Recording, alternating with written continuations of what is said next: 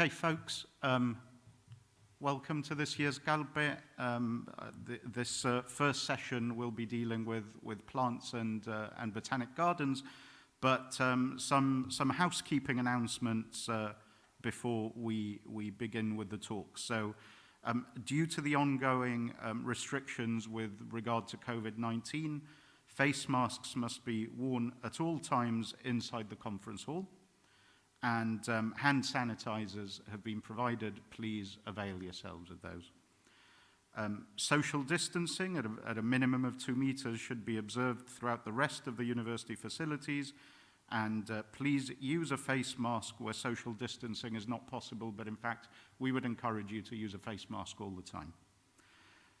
The conference proceedings are being live streamed via the Calpe Conference YouTube channel, and links are available via the Gibraltar National Museum's Facebook and Twitter pages. Anyone watching remotely is encouraged to send in any questions they may have for the speakers via the live chat on YouTube or the museum's social media pages, and these will be passed on to the chairs. You can also join the conversation online using the hashtag Calpe20 hashtag. Okay, announcement for speakers as well. So speakers may remove their masks if they're delivering their presentations whilst sat at the speaker table over here. If you choose to deliver your presentation standing, however, then you must wear a face mask. Again, please use the hand sanitizer provided before starting your presentation. There's hand sanitizer there for the speakers. There's a screen in front of the speaker which will be counting down from an hour, so speakers, please make sure that your presentation is in good time, because if it isn't, you will be asked to stop after an hour. Okay, we can talk about breaks later, I think. Right, so our first speaker today is Leslie Linares, who is no stranger to those of us who are from Gibraltar. Leslie is a retired physics teacher, and he's also a very keen amateur photographer, and it's through his photography that he first discovered flowers and botany, I believe in the 1970s, Leslie? And through that curiosity that was awakened in him via his photography, he has eventually become, I think it's fair to say, the most knowledgeable person ever on the plants of Gibraltar. So Leslie's going to talk to us, he's going to give us an overview of the changes in the vegetation of Gibraltar and its effect on particular plant species. So over to you, Leslie.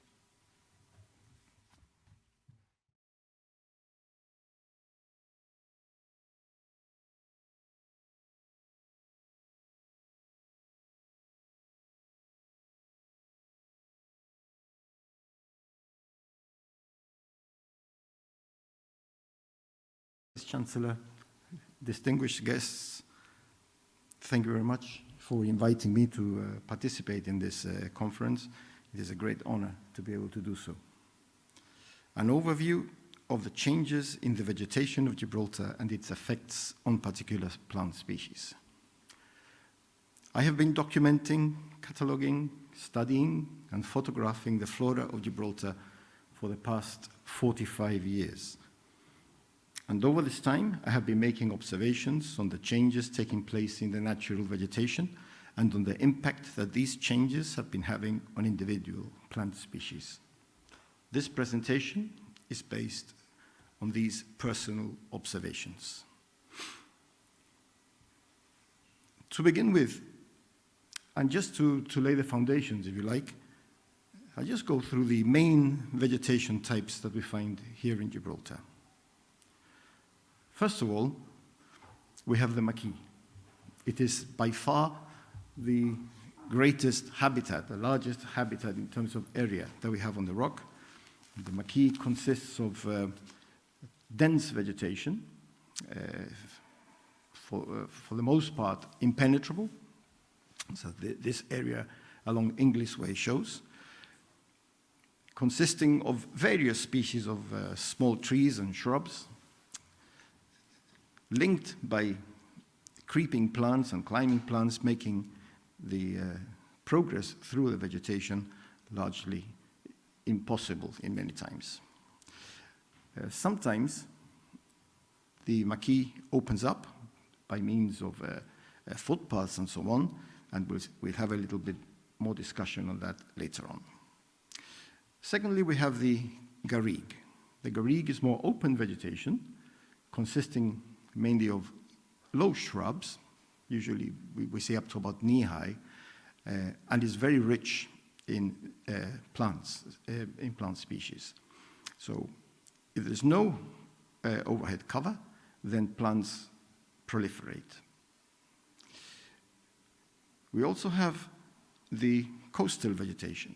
And this is quite varied here in Gibraltar, because you have, for example, the sand slopes of the east side. This shows the North Talus, just above Catalan Bay, extremely rich in plant species.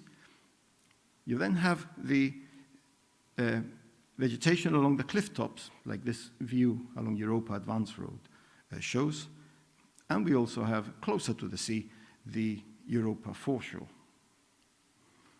And then largely, we have the chasmophytic or cliff vegetation, which is extremely important, actually. And this area of the north face of the rock shows, I don't know whether it's visible enough, but the large population of the endemic Gibraltar chickweed. So this is the chickweed on the cliff face above Mediterranean steppes. Of course, there are overlaps, and sometimes it becomes hard to tell when one type starts and another ends. Habitats that include particular types of vegetation have been altered and interfered with by man in one way or another over the centuries. Some of these changes have actually taken place over the last 40 to 50 years, well within my botanical lifetime. And just to begin with, I will have a look at how Gibraltar looked like 100 or more years ago. And I will start by taking a very brief look at one type of vegetation that has completely disappeared. And that is the marshy land that used to cover large parts of the isthmus and north front. So this photograph taken in the late 1860s shows the type of vegetation in that area, and here as well. No species of marsh plants have survived other than a stand of marsh samphire in the culvert between the airfield and Victoria Stadium. We now take a look at the western slopes of the rock. This print from the 19th century shows a rock denuded of trees. These trees were cut down for firewood, for making charcoal, for use in kilns, for use in construction, and so on. The slopes were also quite heavily grazed by goats. The upper rock vegetation resembled the garrigue of the Ronda and Grazalema sierras, which are particularly rich in plant species. It is not surprising that old floras of Gibraltar, Frere, Kellard, Dote, Woolly-Dod, they record a high number of garrigue species, including various species of orchid not now found in Gibraltar.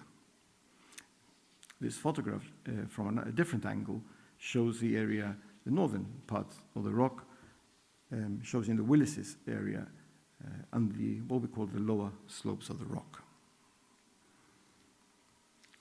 At the beginning of the 20th century, the military erected what we call the unclimbable fence, stretching from Jew's Gate to Willis's Battery, cutting off upper parts of the rock and restricting access to all but the military. And the consequence of this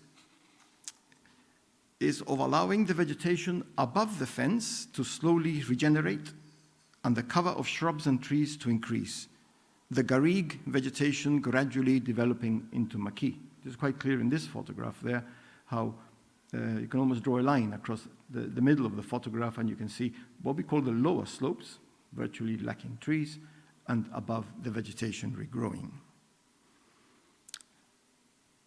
Below the fence, the lower slopes were still grazed by goats and trees still cut down, so that these slopes remained clear of overgrowth well into the 1960s. For a long time, this area served as a reservoir for many species rarely found elsewhere on the rock, in particular the orchids. By the mid-1960s, all the goats were gone. This photograph was taken in 1982. And the vegetation of these lower slopes quickly developed with a considerable growth of shrubs and trees. So I took this photograph in 1982, and today it looks like that.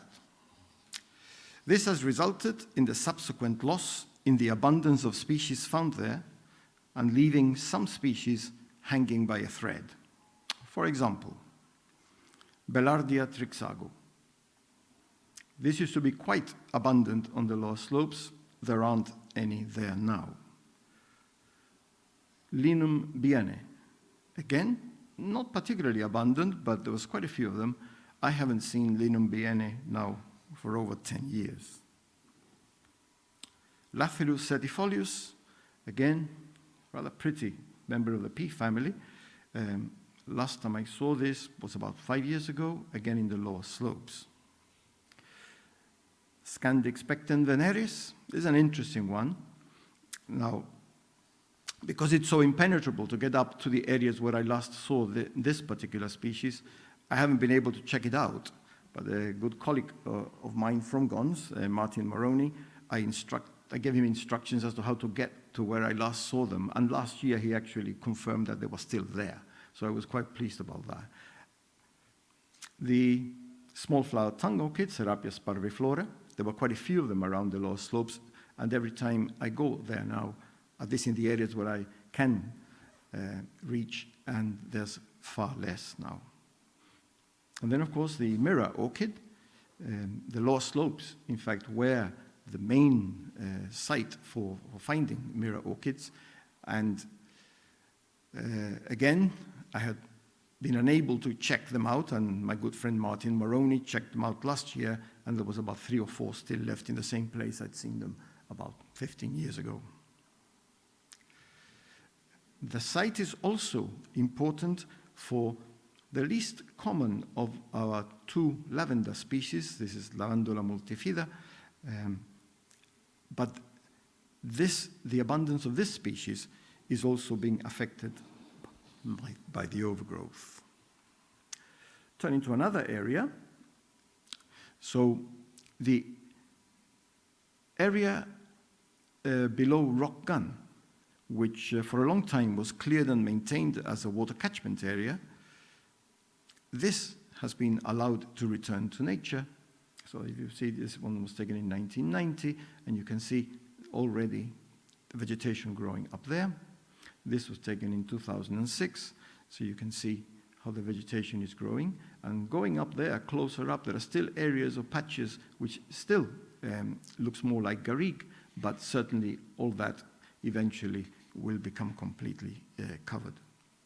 And this could have serious consequences for the Gibraltar campion, which is our endemic species, as the majority of recent sightings of this extremely rare species has been particularly in that region. The overall result of these changes is a general loss of garrigue as it slowly changes to maquis. The increase in cover has resulted in marked reduction in plant biodiversity, especially annuals, which do not grow well in shady conditions, while shade-loving species have proliferated.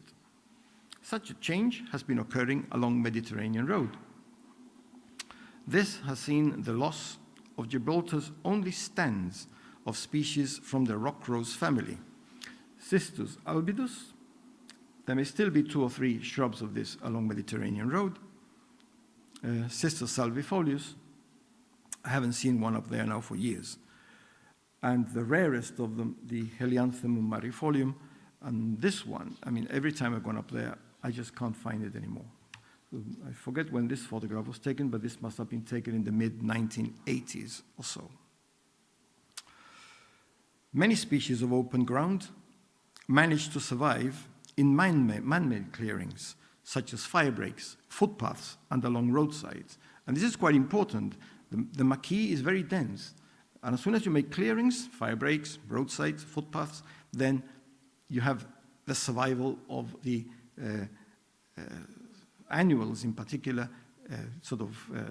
guaranteed.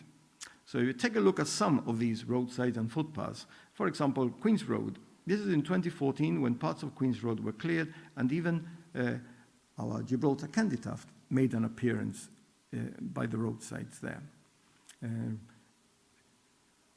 Cracks and fissures in the limestone offer good ground for the growth of many species. So here, the little yellow ones you see there are buttercups, a beautiful area there of Charles V Road.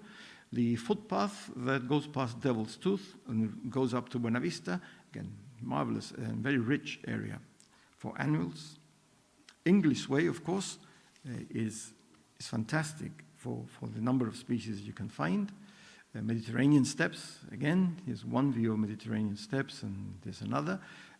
As soon as you clear the vegetation, the plants will come back. And this is Green's Lodge Road and the fire break that leads off from it. These have become very important habitats and so have to be maintained for the survival of some species. The periodic clearing of these sites help restore the balance up to a point, provided the clearing is done at the right time and in the correct manner. Here are some examples of plants that benefit from this and some which have sadly disappeared as well. Ononis pubescens. This is generally found on precisely this particular fire break. The orchids Genaria diffila. Over the last few years, I've noticed a resurgence in the growth of these, especially in the road leading up to the Great Siege tunnels. One occasion, I've counted up to about 50 of them, which is, a fantastic number for a member of the orchid species. The very rare Allium Palance, which is a member of the garlic family. I haven't seen one of these now for the last 6 or 7 years, and its main habitat is along Douglas Path. Centaurium Pulcallum, tiny plant of the allied to the common Centauri, and again this is extremely rare, and English Way is the only place I've seen this growing recently. The Biola Buttercup, again, beautiful species, should be coming through soon because it comes through in the autumn. And that is only found along footpaths and roadsides, especially the Willis's area. A very rare plant, the Sanguisorba verrucosa, usually found along roadsides. Again, also very rare, the shrubby Sideritis, which has its only site on the fire break, which is above Mediterranean Road. Euphorbia Caracas, splendid plant, very few of them on the upper rock, mainly in the Signal Station Road. And one which hasn't been seen now for the past, I would say, 25 years perhaps. Anacamptis pyramidalis, only seen on Mediterranean steppes and have vanished from there. Cynara humilis, again, only seen along Engineer Road and the Juice Gate, on the area around Juice Gate. I haven't seen that in that area now for some time. The Mediterranean Missourian, although there were quite a number of them sort of scattered about the rock, at the moment, I have only been able to locate 2 shrubs on Mediterranean steppes. An extremely rare plant of open spaces, Hyoceris scabra, which was found on Windmill Hill Flats and Jacob's Ladder. Very rare, though. And another very rare plant, Philago gallica, from Mediterranean Road firebreak. Lathyrus amphicarpus. There was a stand only around the Juice Gate area, and I haven't seen that for a long time. And a very tiny member of the Euphorbia species, Euphorbia exigua, which this was photographed along the lower slopes, and there's a little population there. A good example of how lack of clearing can affect species is Bruce's farm firebreak. This photograph was taken in 1985.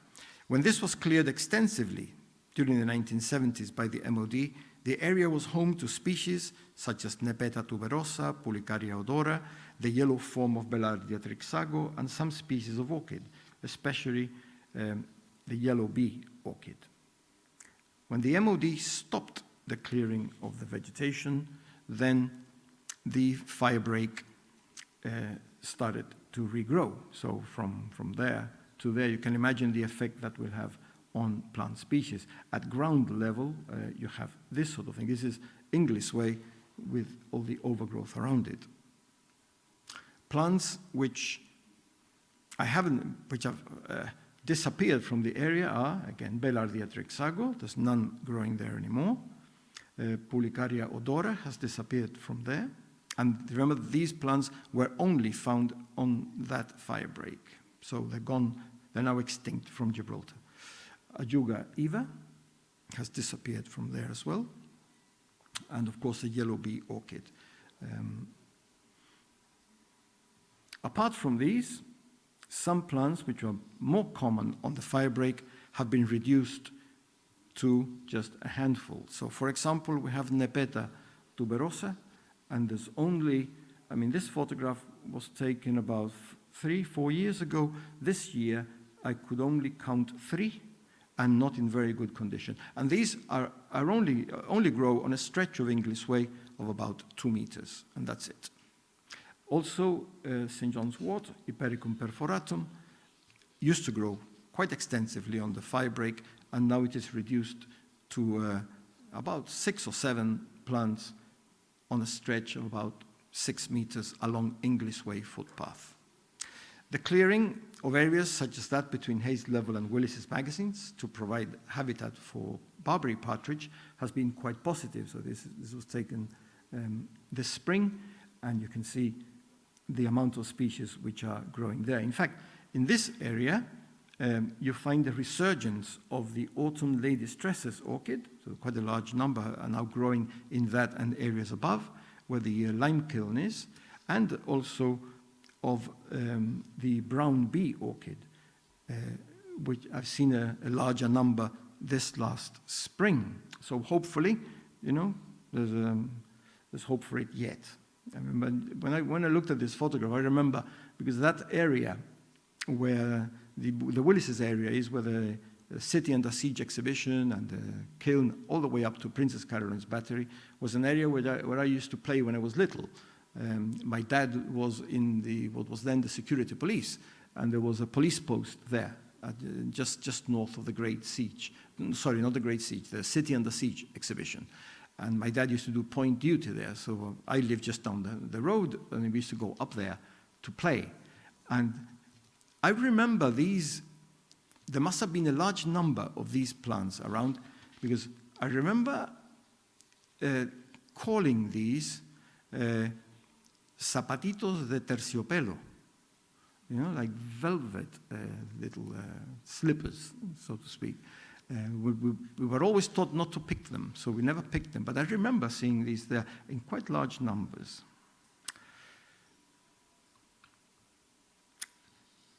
However, creating these clearings can also open up the area to the spread of more invasive native species. So that here, for example, at Bruce's farm, where it was very clear of vegetation, and now you see that the ground cover now is full of lower plants like the periwinkle, the Aristolochia betica, the smilax, and that can actually reduce the number of species in the area as a result of that increase in ground cover now.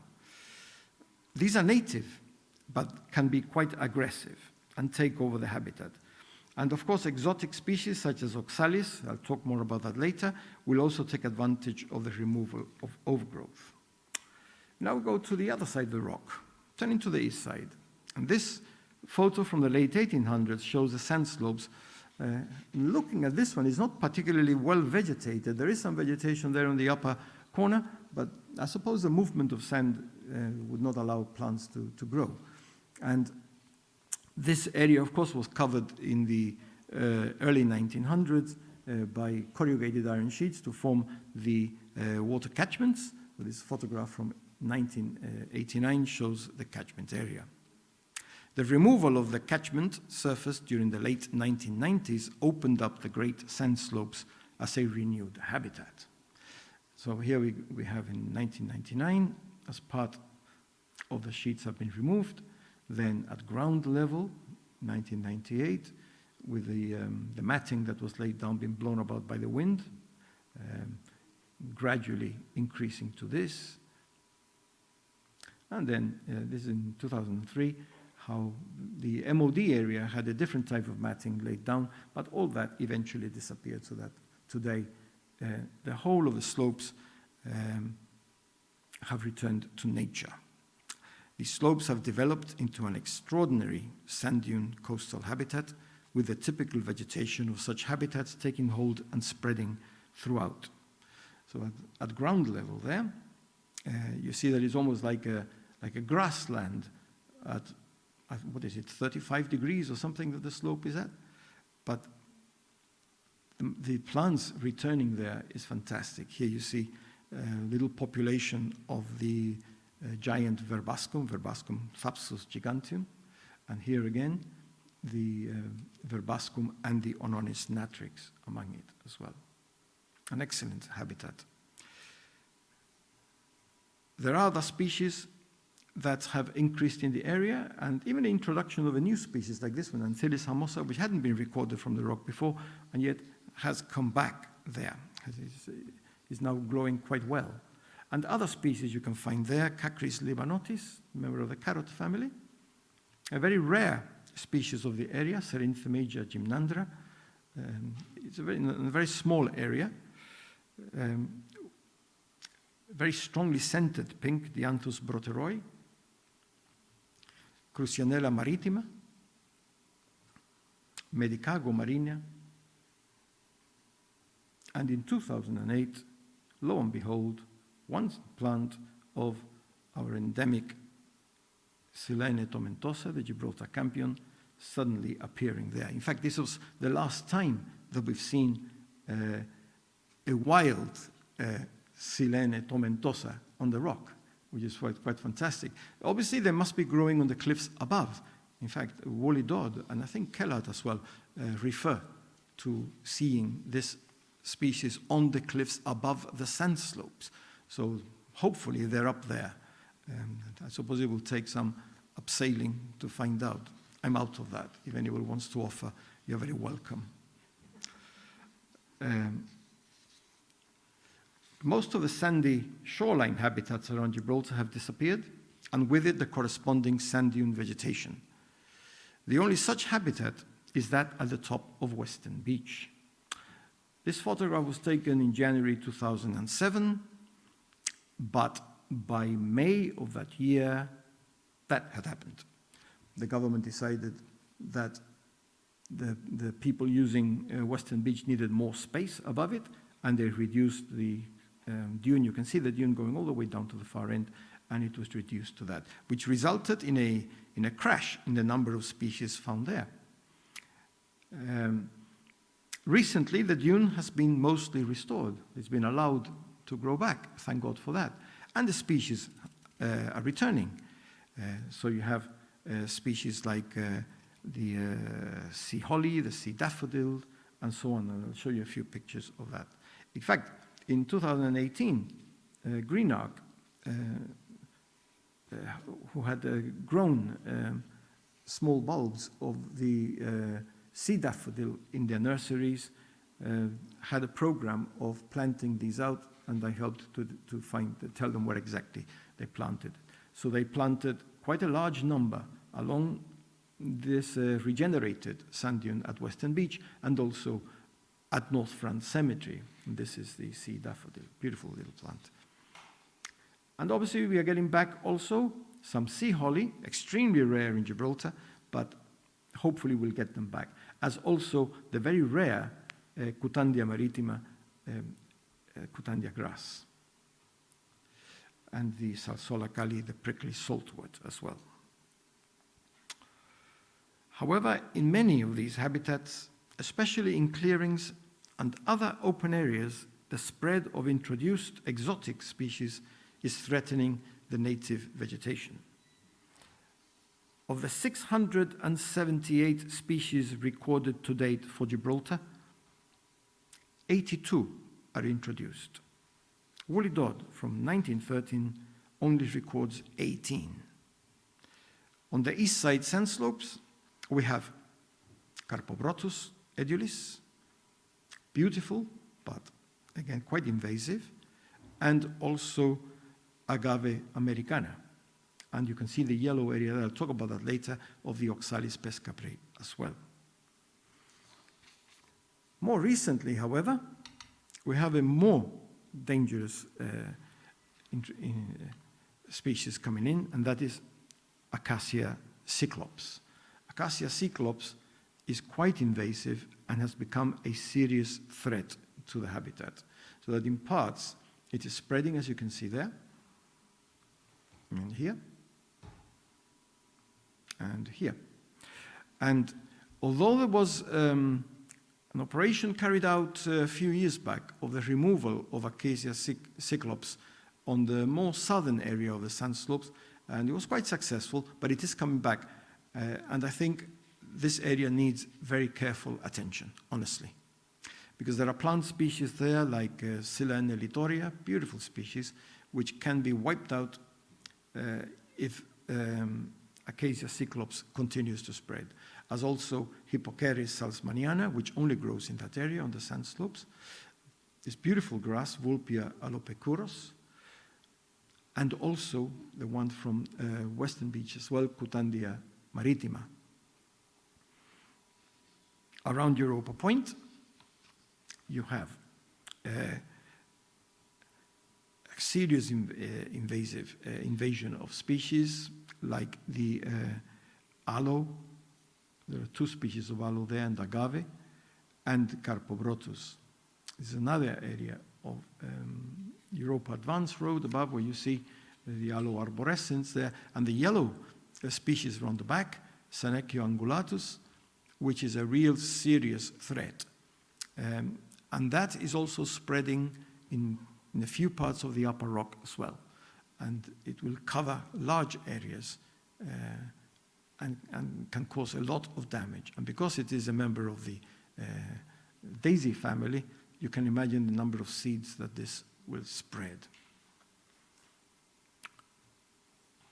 The Opuntiaficus Indica is also, or has been, a serious threat, as you can see here above the hole in the wall area. If you look at this area today, this was taken quite a number of years ago. Today, I mean, quite a lot of that has disappeared because of the effect of the cochineal insect. So, you know, in that area and on the cliffs above as well, to the north of this area, the number of this particular species has been reduced.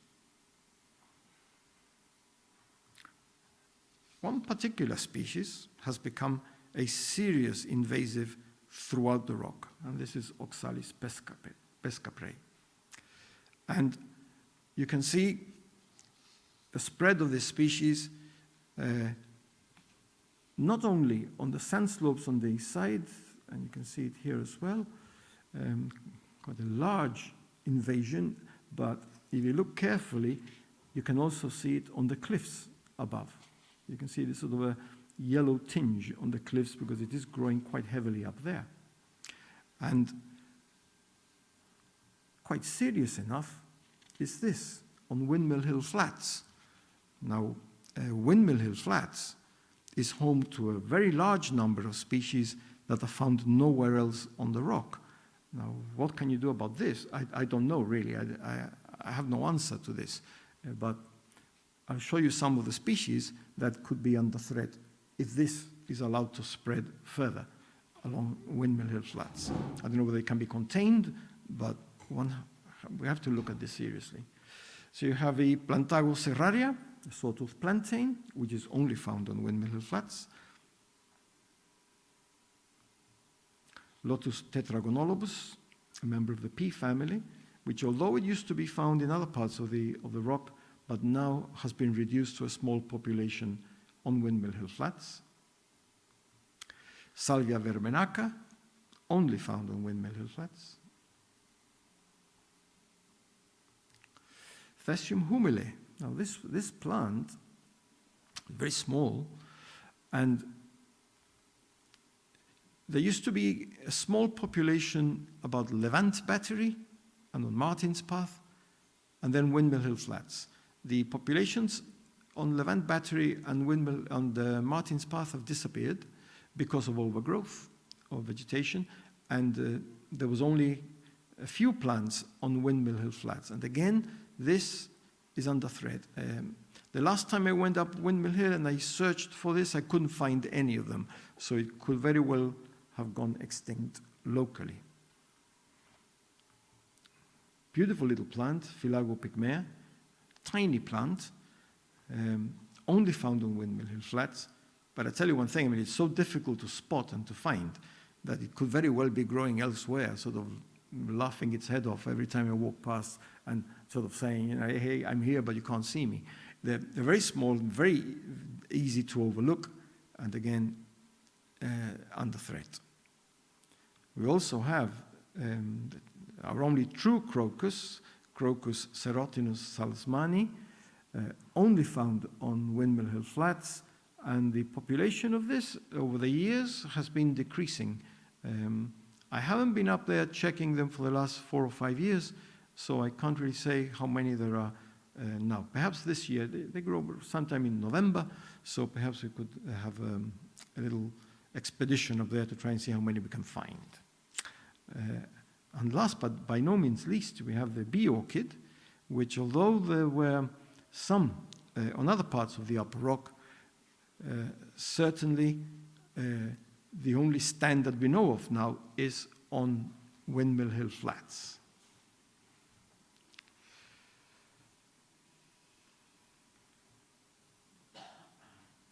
Where Oxalis is absent, you have a rich variety of species. Just look at this little corner of Martin's Path. There must be about 25, 30 different species of plants on that little corner there. And even here, Mediterranean Road, no Oxalis, plenty of variety. Put Oxalis in, and that's it. I mean, they spread. Up to a point, I mean, Oxalis really flowers quite early. And by the time that they've stopped flowering and the leaves are shriveling up and dying, other plants come through. So it's not a total loss, really. But for the smaller plants like this one, Arenaria serpilifolia, this grows or starts growing much at the same time, and this is just being edged out. It just cannot exist under that threat. So this particular plant is extremely rare. This was taken on English Way footpath, and at least on the footpath itself is not too bad. Another one is the Vicia lutea. Again, there used to be quite a lot along the upper rock, especially Engineer Road. Now it's been reduced to a small population around Jacob's Ladder. Medicago orbicularis. Again, there used to be more widespread, and now there's only very scattered populations of this around the Juice Gate area.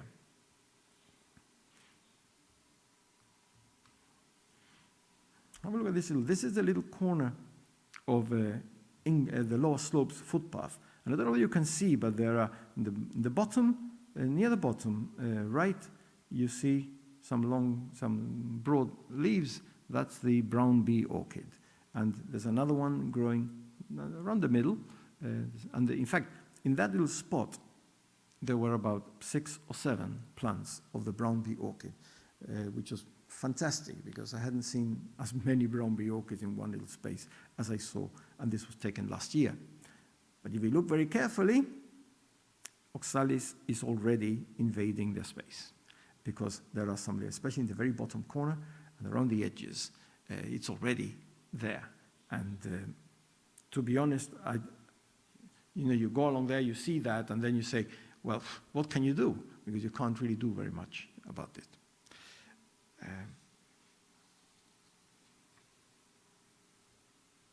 Here are some species that have actually disappeared from areas which used to be free from Oxalis at one time and are now covered with Oxalis, Vicia bengalensis.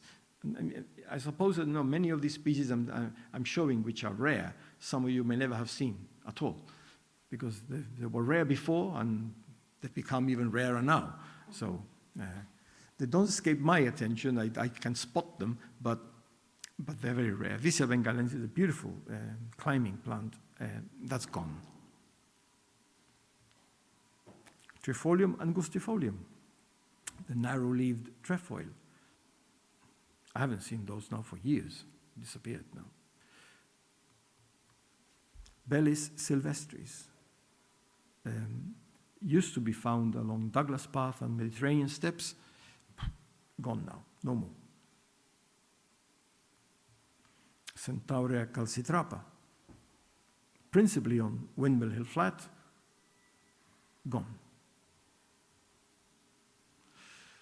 As I have suggested so far, the reduction in abundance and even the loss of particular species can be attributed to loss of habitat due to overgrowth and the spread of invasive species. But other factors may be contributing to this as well.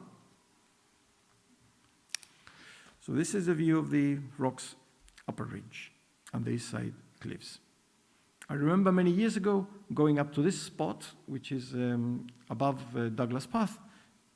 Superb place. I love going up there and seeing around me species such as the Gibraltar chickweed, the clove pink, and others. And they vanished from there. I mean, the clove pink, the Anthus caryophyllus, that's gone. And there used to be quite a number of these along the ridge up to Prince Philip's Arch, and then along Greens Lodge Road and up to Rock Gun. There used to be a number. Well, I haven't seen the Anthus caryophyllus now for years. I remember the last time I saw one of these was on the cliff face at the bottom of the North Talus, opposite where Resso is, in that area there. But I haven't seen, I got a report once that one had been seen above the northern defenses. I went there to check them out, but could not find it. The Gibraltar chickweed, which you could find in fairly large numbers from Breakneck Battery down to Douglas Path area, then along the ridge up to Rock Gun. Now this population is split really, because you've got one population along Mediterranean steppes, and it's quite well established along there, especially along the top, and then a really large population, which I showed you earlier on the north face, which you can spot from the lookout there at the Great Siege tunnels, and you look towards the north face, and you can see them there. Quite a large population there. But they've disappeared from the other areas, as also this one, Ancyllis vulneraria, which again I could see growing from O'Hara's Battery all the way up to Prince Philip's Arch, and now none there. I'd like to think that once looking at where the skywalk is now and looking through my binoculars and scanning the cliff face, I almost convinced myself that I could see one growing on the cliff face, but it was a bit too far away, and the lens of my camera wasn't powerful enough to get a close-up of it. But I could see now I can enlarge that, and even though it pixelates, but I think I'm convinced it's that one, and that was taken about 3 or 4 years ago, so perhaps it's still around there somewhere. One which has totally disappeared is this one, Echium boissieri, which grew on the cliffs above Mediterranean steppes. And there's quite a number of them growing there. Then gradually they've disappeared. They're just gone. Now, why should this be so? I mean, I really have no answer to that, but I don't know. It is possible. I mean, I just say possible. I suppose once you really study this more deeply, it is possible that the increase in yellow-legged gull population could have altered the chemical composition of the soil in these areas, making it unfavorable for the growth of these plants. There has certainly been a notable increase in the number of nitrophilous plants in these areas, so that you have plants such as the Parietaria judaica, Parietaria mauritanica, Urtica membranacea, members of the Solanum family, like Solanum luteum,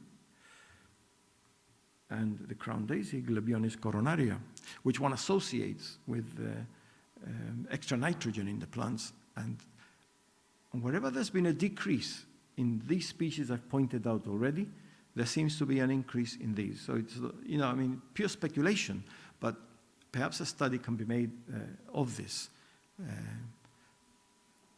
and see whether the soil, the composition of the soil has been changing.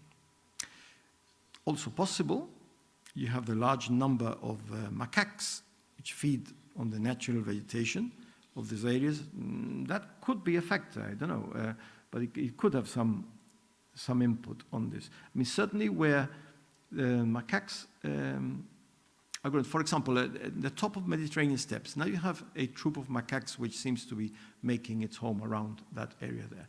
And when you look at some parts of that, you see the increased erosion that is taking place.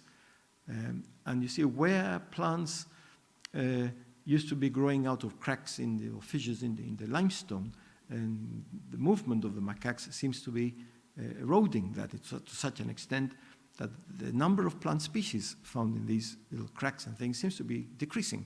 So again, there could be a factor there.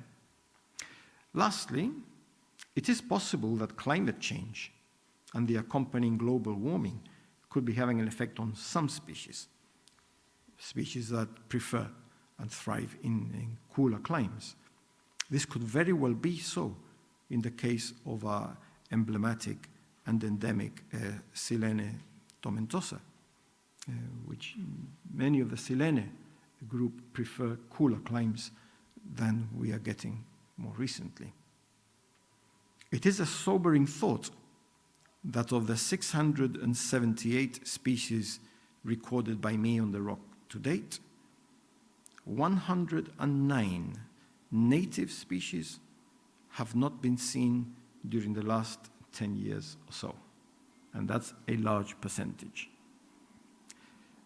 As to the future, well, a number of things. There should be a program of providing more cleared areas in the upper rock. The present fire breaks could be expanded. In particular, Bruce's Farm fire break could be cleared in the same manner as it used to be years ago. Another possibility, and that's a big possibility, is that the lower slopes could be cleared before more damage is done to those species still hanging on. But that's a massive task. With regards to introduced invasive species, there has to be a program of removal of these wherever possible. For example, Carpobrotus andisphema from the Europa Point cliffs. And a real special effort has to be made in the removal of the acacia on the east side sand slopes. That, I think, should be a priority. This would help in restoring habitats and the vegetation found therein. However, one must admit defeat in the case of Oxalis. That is now here to stay. Thank you very much.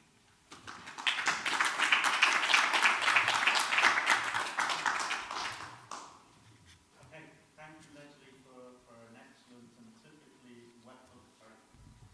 Thank you, Leslie, for an excellent and typically well-illustrated talk. We've got plenty of time for questions. Yeah.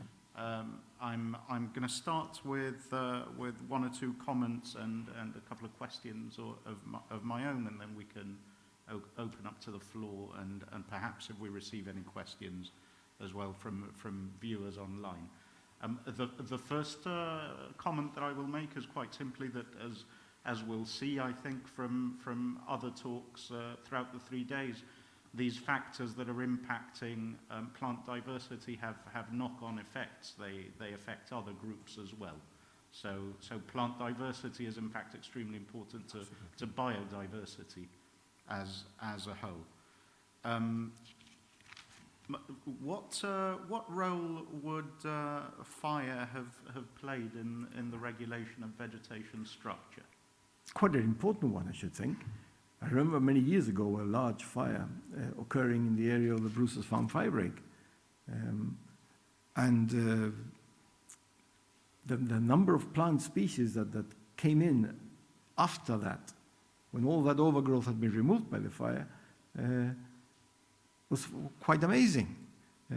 Even though in putting out the fire, they use salt water. You know, it's amazing that the plant will come back, and they did. And then, of course, the plant, nature comes back again, and you get the overgrowth again. But it is never a bad thing.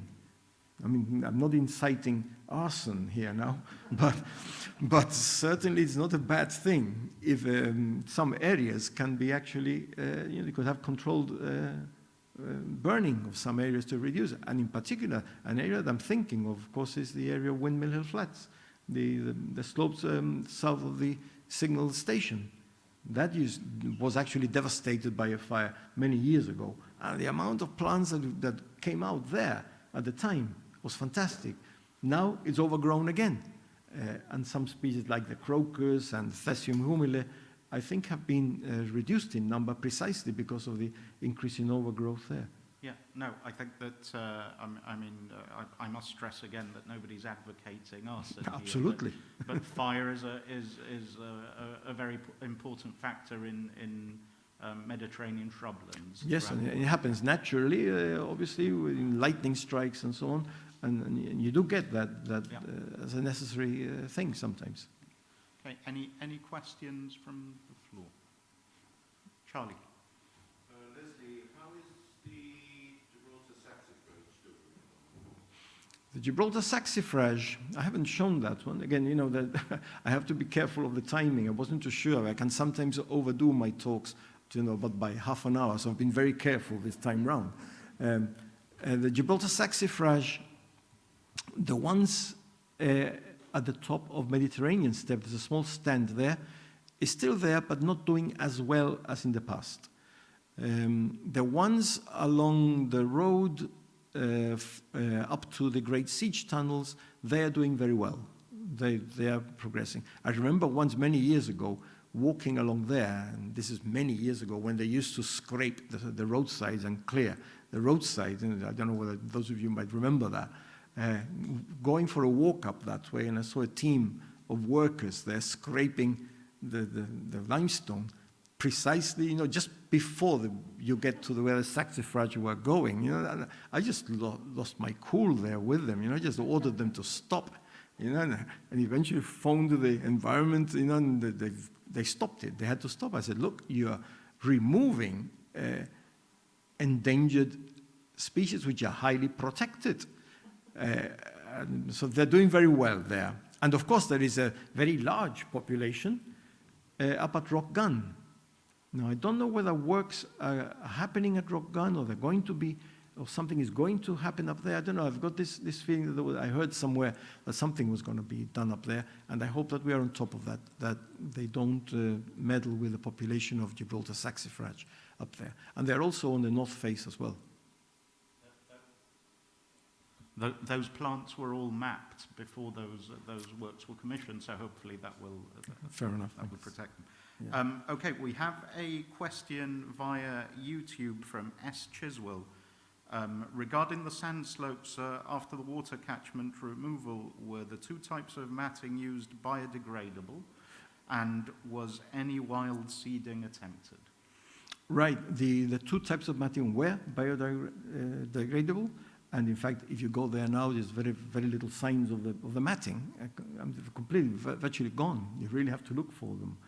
And yes, there was a massive operation of reseeding the areas when the sheeting was removed. There was a group of people, I believe, was it Wildlife Gibraltar or GONS itself? There was a team that actually collected seeds from the lower parts of the sand slopes, which had never been covered by the sheets themselves, and from up the coast, carefully selecting the species. And these slopes were seeded. And the result, well, you saw in the photographs, we had a real upsurge in growth of different species at the beginning. A bit off balance, because that was not the correct balance to begin with. But then that balance has been restored. It's settled down now to would be the right balance of species for the area. Okay. Questions? Yeah, Leslie, really enjoyed it. Thank you. Oh, you got a host. Thank you, really enjoyed that.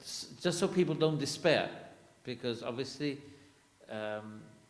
this paints a very sad picture, and I remember the dianthus and the cerastium and so on at the top of the rock. In my contribution on Saturday, I will explain what is being done to try and improve the situation. But as we all know, we're trying to recover from hundreds of years of invasives. Absolutely. And quite a few decades of regeneration.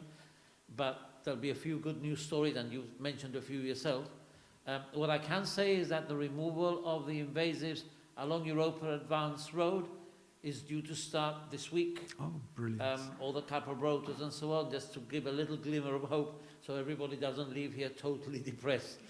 But it's very difficult to recover, particularly when you have enemies like Oxalis, and I really don't think there's anything we can do with that one. Because if you use a weed killer, you're going to kill other things as well. Yes. So it's sad, but it's not all bad news. And nobody will dare touch those sacrophages today, I assure you. But it's very difficult, though, if I may say, because people still don't get it. And you have to keep reminding people who you thought should know that they can't do that. And I hope to tell a little bit of the story of how difficult it can sometimes be to manage this sort of thing, even when the people in charge actually want to do it. On Saturday, my contribution. I have to add to that I've always had full cooperation from the Ministry of the Environment on this. I mean, whenever any serious works are going to take place along the Upper Rock, I usually get a telephone call. Leslie, could you come up and check the area and see whether there's anything that is important? And certainly we've changed routes of works that have been done precisely because of that. But sometimes you go up there and then you see workers doing something. You say, hey, we didn't know that we're going to be working on this. And if there is any serious effect it's going to have, then I will phone the environment and say, look, this is happening. Please be careful. Okay, any more questions? And I'm going to ask you to say your names, give us your names and affiliations before you ask. Any more questions from the floor? No? Well, I've got a question which perhaps can lead to a brief discussion, because we still have a few minutes, and we have people here who have backgrounds in horticulture who may be able to give their opinions. Is there anything at all that we can do about Oxalis pescapre? I really don't know. It's funny enough, because as you well know, Keith, that when we went down to South Africa, a couple of years back, and we saw Oxalis pescapre in its natural habitat, and it was nothing like what we get here. I mean, you saw one or two plants, it made a little clump here and there, nothing like what you get here. Obviously here it has no competition. So there it goes, it sort of blows out of all proportion. I really don't know what can be done with this. Remember that this species spreads by small bulbils. I don't think it's seeds at all here in Gibraltar. And as soon as you get movement of soil, the bulbils are there. And so you dig up, or even if you clean roadsides with best of intentions, you can actually spread the bulbils. Containment in areas which are largely covered, like Windmill Hill Flats, I think is important. Natural enemies, so to speak, of Oxalis, I don't know if there are any, but I'd rather not introduce natural predators, or whatever you call it, for Oxalis. I really have no answer to that, because whatever I see, if I, for example, go up to the Willis's area in particular, where the autumn lady stresses are found, and if I see any seedlings of Oxalis coming through, I try and remove it. But I know it's a hopeless thing, but I try and remove as much as I can in areas where I can see, there's Oxalis there, there's orchids here, and every time that edge is progressing, and I say, it's danger signs. I really don't know. We have another question via YouTube, so I'd like to get onto that first, and then perhaps we can discuss Oxalis again.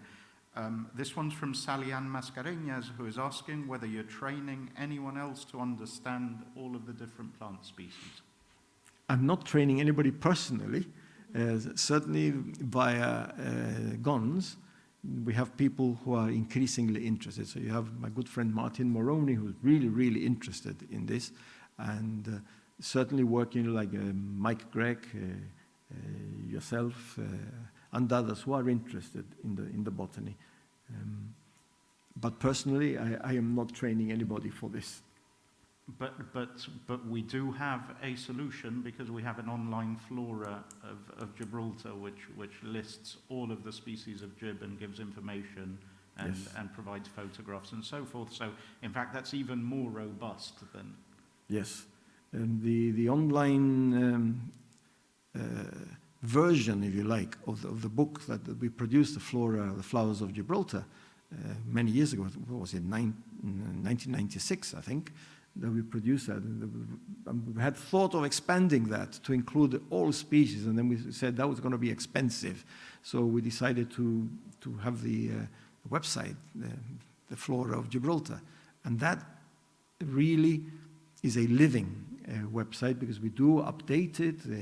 It contains the photographs, it contains the data, it contains the descriptions, and even maps showing locations of where these species can be found or have been found even.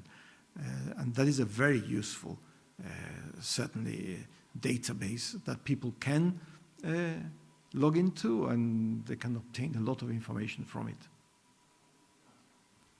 I know that Charlie Perez, Gons and Botanic Gardens, has a question or a comment regarding Oxalis. And I would also ask the botanists in the room whether they would like to add anything regarding the possibility of controlling Oxalis. So over to Charlie. It's not on Oxalis, but it is another invasive that we have on the cliffs, which is spreading, and this is the Aeonium arboreum and the Aeonium. What can be done to reduce that impact, Leslie? Again, I really have no answer to that, no solution. I mean, the Aeonium arboreum and Aeonium howardii, they are spreading on the cliffside. I don't consider them as dangerous as Oxalis, because they are sort of separate plants. They do cover quite large areas sometimes, but short of pulling them up, I mean, like the aloe arborescens, I mean, you can actually remove them, or even the Carpobrotus, you can actually remove them, and they're not going to come back where you remove them. So it's a program of that can be organized, but I mean, you'd have to do a fair bit of upsailing to remove some of the Aeonium growing on the cliff sides, to be honest.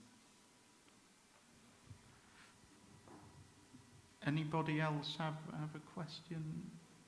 No? So we're going to finish then with another question from me, Leslie, because you mentioned the 678 plants that have been recorded in Gibraltar so far, of which 109 haven't been recorded in the last 10 years. Yeah. How many species have you recorded as new in the last 10 years? Oh, I'm afraid I haven't got those figures with me. New species, I mean, over the last couple of years, certainly we've added 2 of the Sela species that have been found.